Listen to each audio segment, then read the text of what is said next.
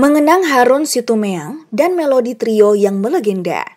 Suatu malam, di penggal awal 1980 di kota Madrid, Spanyol, 3 anak muda Batak berdiri tegang bagai matador pemula yang akan bertarung dengan banteng liar di arena Las Ventas.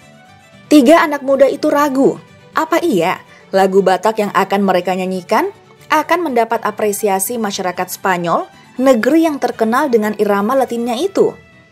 Tak disangka dan tak diduga, seisi ruangan sontak gemuruh saat 3 anak muda Batak itu menyanyikan Situmorang Nabonggal karya Nahum Situmorang. Masyarakat Spanyol yang hadir malam itu sebagian besar adalah pejabat pemerintah dan diplomat, berdecak kagum, bahkan banyak yang bertepuk tangan sembari standing applause.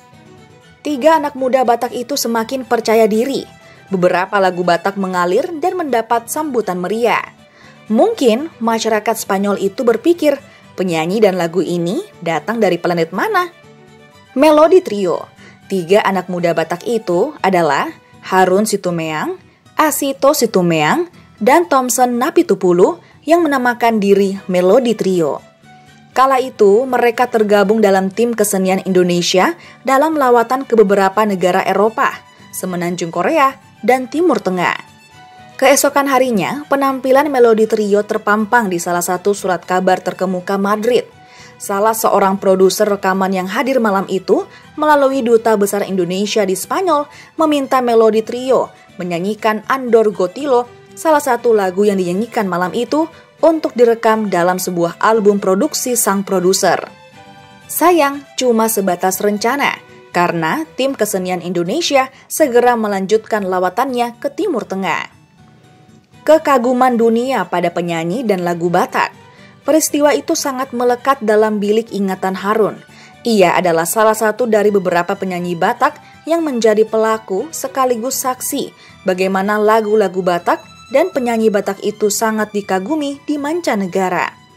Ya, pada era 1970-an sampai dengan 1980-an, penyanyi Batak kerap diundang ke Istana Negara pada jamuan makan tamu negara, menjadi duta kesenian Indonesia ke mancanegara, serta mengisi hiburan di restoran dan hotel elit di ibu kota, bahkan di negara tetangga.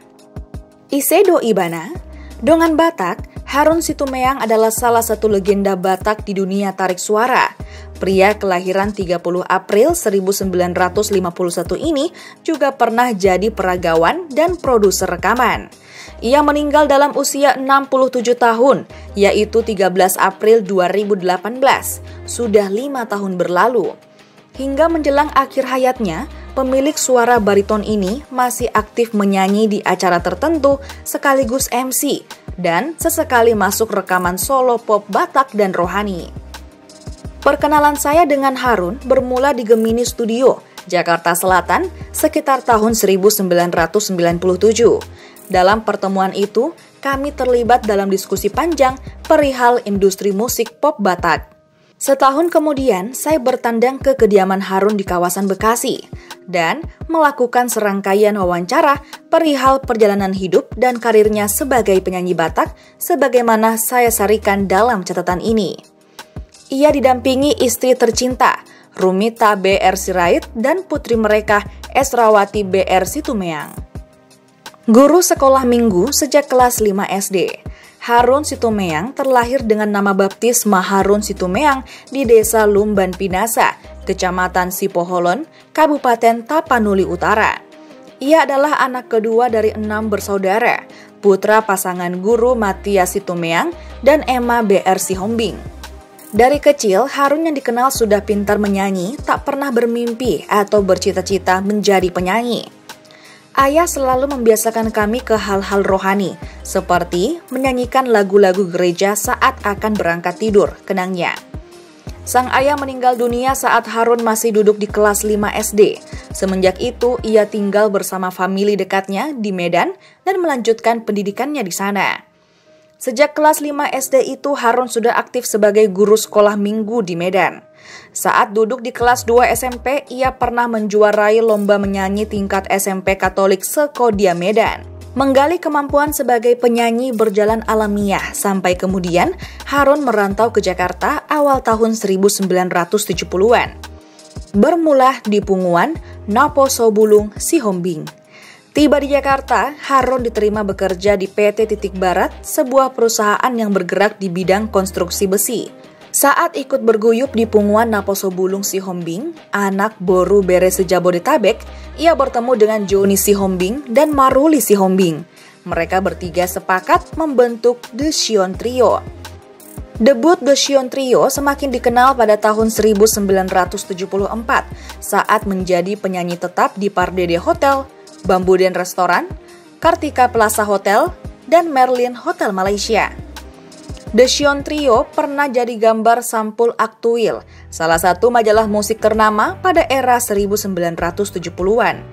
The Sion Trio pun tak mau canggung saat tampil sepanggung dengan The Platters yang terkenal dengan lagu Only You di salah satu hotel berbintang di Jakarta.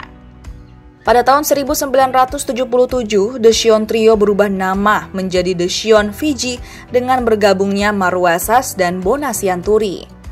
Manajemen Hotel Borobudur acap membawa The Sion Fiji mempromosikan Hotel Borobudur ke Malaysia, Singapura, Hong Kong, Jepang, Korea Selatan, dan Taiwan. The Sion Fiji bubar pada tahun 1978. Ketika itu, Harun sudah aktif menyanyi di TVRI. Dengan tampang yang gagah keren, Harun pernah tampil sebagai peragawan bersama Harry Capri, Titi Kadarsi, dan Peti Tanjungsari. Tak lama berselang, Harun membentuk Budas Quartet bersama Daulat Huta Gaol, Lince Sanaga, kemudian digantikan Vera Caloni Huta Barat, dan Agus Julianto. Kuartet ini sempat merilis satu album pop Indonesia dan acap tampil menghibur tamu negara. Duta Indonesia. Boleh dikatakan, kiprah Harun di dunia musik semakin mengkilap usai membentuk Melodi Trio pada awal tahun 1980-an bersama Asito Situmeang dan Thompson Napitupulu. Selain rutin menyanyi di King's Coffee, mereka pun kerap diundang menyanyi di Istana Negara atau Duta Indonesia ke berbagai negara dalam rangka misi kesenian dan promosi pariwisata. Antara lain ke Eropa, Semenanjung Korea, dan Timur Tengah. Thompson meninggalkan Melodi Trio karena menetap di Prancis setelah menikah dengan Ghislaine, gadis negara biru itu. Melodi Trio berganti nama menjadi Melodi King Plus dengan bergabungnya Murad Sipahutar dan Vera Caloni Huta Barat. Melodi King Plus ditambah Jens Butar-Butar masuk dapur rekaman dengan hits Burjudo Inong Panggantimi, ciptaan Dr. Randus Jujung Panjaitan. Grup tersebut kembali ke formasi trio yaitu Melodi King atau Harun, Asito, dan Jens, dan pada tahun 1986 menjuarai lomba vokal grup memperebutkan Piala Ibu M. Panggabean. Kembali dari Vietnam dengan kunjungan persahabatan ABRI dengan Angkatan Bersenjata Vietnam pada tahun 1989, Melodi King akhirnya melepas kepergian Jens yang bergabung ke Amigos Band. Posisinya digantikan Robert Butar-Butar tatkala Melodi King melawat ke Bombay dan New Delhi, India pada tahun 1993. Produser rekaman. Harun pernah meluapkan obsesinya memajukan pop Batak lewat Topa Gitara King pada tahun 1992. Sayang, perusahaan rekaman itu hanya seumur jagung, redup kemudian tutup pada tahun 1995. Saya memang gagal. Saya lemah di bidang manajemen. Dunia saya bukan di sana, akunya. Ada juga benarnya, sebab ada yang mengatakan bahwa Harun tidak bisa membedakan urusan seni dengan bisnis. Misalnya, Harun suka menaikkan honor pencipta lagu dan penyanyi lebih dari yang biasa diterapkan produser lain. Harun tidak pernah menyesali kebijakan itu. Wajar, mestinya mereka mendapatkan honor lebih, katanya. Tinggal kenangan. Dongan Batak tidak akan pernah menemukan penampilan Melodi Trio yang legendaris itu dalam format recording.